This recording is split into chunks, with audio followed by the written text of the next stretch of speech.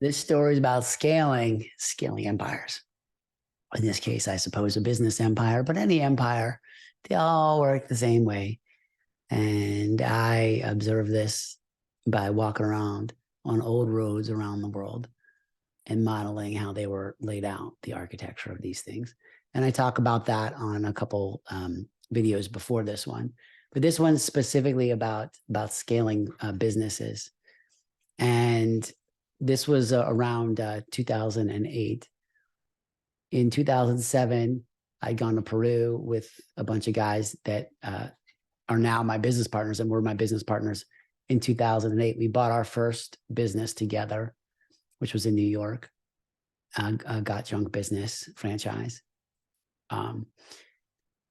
And we realized that there are economies of scale in every business, but in this business in particular, the junk business, because it's so simple and it's easy to centralize certain things and make the business more efficient. Also, in this group, partnership group, we're all good at different things.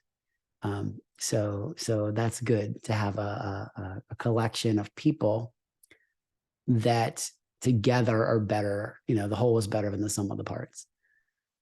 And so we decided that together we were going to continue scaling this idea, this franchise concept together, and see how far we could take it together.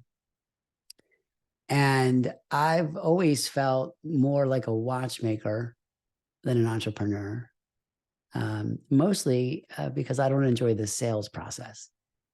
And I think to be a really good entrepreneur, for the most part, is there's a component of sales. Is I don't like I mean, the word is convincing, but like I don't enjoy sales. I like just to say how it is, and if someone agrees, great. And if they don't, like I don't like to have counter arguments. Like I've learned, I've never been put this way. I've never been successful in my life convincing anyone of anything ever. I've never seen anyone convince anything ever that they didn't already believe in advance, or that they authentically agreed with in the end. They usually just give up. But I have seen people help people reach new conclusions. And that's really what sales is. And I don't like that. This is not fun for me. So given all that, I never really felt like an entrepreneur, more like a tinkerer of watches, because of the way I visualize business systems in this spatial way that looks like machinery.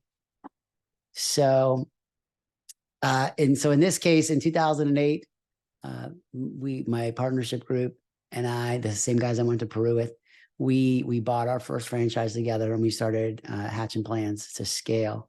And I wanted to mention about scaling specifically as it relates to two things. First is the way that the bees scale their empire, which is that they create a clone. And so the way it works in the bee world is if a beehive is very successful and they gather so much money from their habitat, except they call it honey, and they store it in their money bank, except they call it the honey bank in the hive, and they're out of room, they have a choice to make. And the choice is it better to just stay here and maximize sort of what we have? Or would it be better for half of the bees, including the successful queen bee, the super smart, super successful queen bee, leave, go to a new spot, rebuild, start over, and the remaining bees in the hive will use the banked energy that's left behind, or the banked money that's left behind, or the banked honey that's left behind, to buy time to create a new queen who begin laying eggs. And I believe that this cycle is 41 or 42 days from the time they leave and the time they make a new queen and the time that queen is fertilized and can lay new eggs. So they need 41 days worth of honey, if my memory's right on this one. And you know, and they have to be able to start over in the time of the year. And there's times of the year that this is possible, which would be like early spring, or maybe, you know, towards the peak of in summer, which around here like maybe be like mid-June. But in the winter, they can't do this because there's no flowers. So if there's no energy source, if the bees leave, there's nothing to get. And that's the same thing as expanding a business into a new market where there's no money. So I'm going to compare this to business. So if I had a snowplow company and I was doing great in the winter, and I decided right after the winter that I wanted to like open up in a new city next door, 100 miles away. And I borrowed a ton of money and I bought a bunch of equipment and I got an office and a bunch of people and I parked them in this new office and I brought my new machines there all shiny and great. I burned through a lot of money till next winter, until it snowed again. And this is the inverse of the problem of it that the bees have in the summer. So every business has seasonality. And I talk about this on the podcast, Lessons from Nature podcast, on the, I think it's number 6 in the series, which is Honey Comes and Honey Goes, which is about seasonality. And I'm mentioning this as it relates to my experience in 2008, which was before I discovered the bees. But I knew this conceptually in terms of money and business, was about scaling an empire, scaling a business, and scaling a franchise in particular is the same thing as cloning DNA. So imagine a junk removal company in a market, and let's say it's successful. Let's say it's the biggest, best one. Now, the owner of that company can decide to keep trying to scale in that market, or would it be more strategic to get a foothold somewhere else and prevent another competitor from coming in by capturing market share, or a bee capturing honey share from the new market that they moved into and all the competitors there?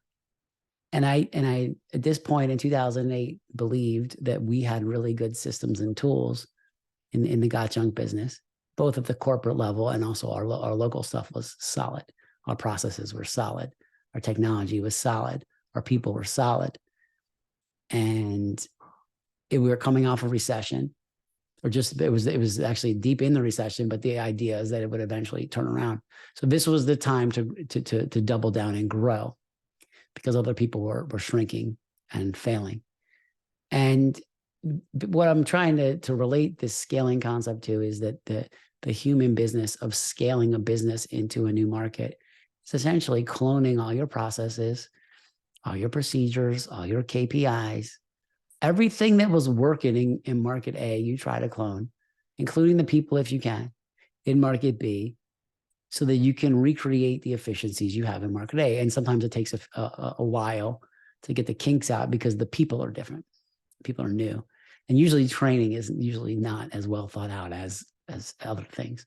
So it takes a while to get people up to speed due to lack of training. So this is a way to explain scaling as it relates to the bee business of making honey and the human business of making money.